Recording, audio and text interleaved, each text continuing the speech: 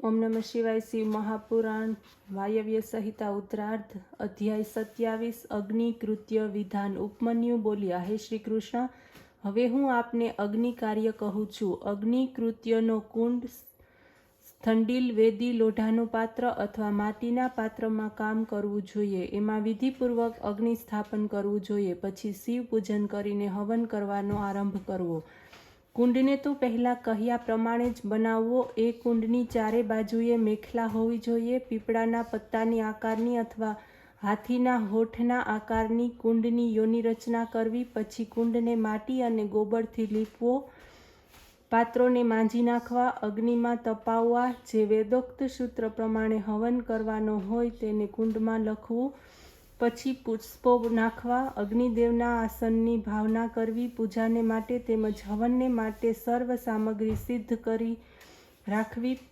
મણિ દ્વારા ઉત્પન્ન કરવામાં આવેલા અથવા કષ્ટ મંથનથી ઉપજાવેલા અથવા કોઈ બ્રાહ્મણને ત્યાંથી લાવવામાં આવેલા અગ્નિને સાધાર ધારણ કરવો.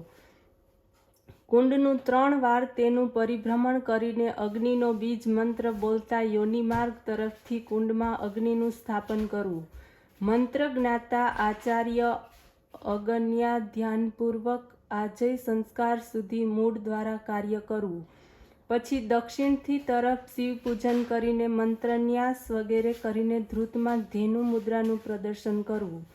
સર્વો સૂચિ વગેરે તો તેજસ પદાર્થના કે કાચના હોવા જોઈએ. એને અગ્નિમાં તપાવીને પ્રોક્ષણ કરવું.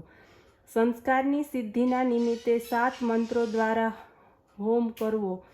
આ પ્રકારે શિવાગ્નિની પ્રાપ્તિ થાય છે. પછી શિવના આસનનું સ્મરણ કરવું. એમાં અર્ધનારીશ્વર શિવનું આહ્વાન કરીને પૂજન કરવું. પછી દીપક સુધીનું સિંચન કરવું. સમાધાઓનો હોમ કરવો. સમિધાઓ 12 આંગળ જેટલી હોવી જોઈએ. દુર્વાદલની જેમ ઘીની આહુતિ આપવી. જવ, સરસવ, તલ અને ઘી મેળવીને હોમ કરવો. ઘીની આહુતિને સરવા દ્વારા સામગ્રીની હાથ દ્વારા આહુતિ આપવી જોઈએ. જો સર્વ ચીજો ન મળી શકે તો એકના દ્વારા જ હવન કરવો. પછી 3 પ્રાયશ્ચિત આહુતિઓ આપવી. પછી બાકી બચેલા ઘીનો સરવો ભરવો. એના ઉપર એક ફૂલ નાખવું. ધર્મની સાથે મૂળને ઢાંકીને વસટ સુધીના મંત્રો દ્વારા જવ જેવી ધારાથી હવન કરવો.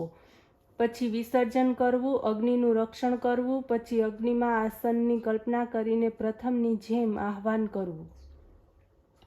દેવદેવીનું પૂજન કરવું. કાર્યની સમાપ્તિ કરવી. પછી તે ભસ્મ અપવિત્ર સ્થાનમાં ન નાખવી. આ પણ એને લઈ મંત્ર દ્વારા એને ધારણ કરવી. દેવનું વિસર્જન કરવું. ભસ્મ ગ્રહણ કરવી. આ જ ભસ્મને ચંડ ભસ્મ કહેવામાં આવે છે.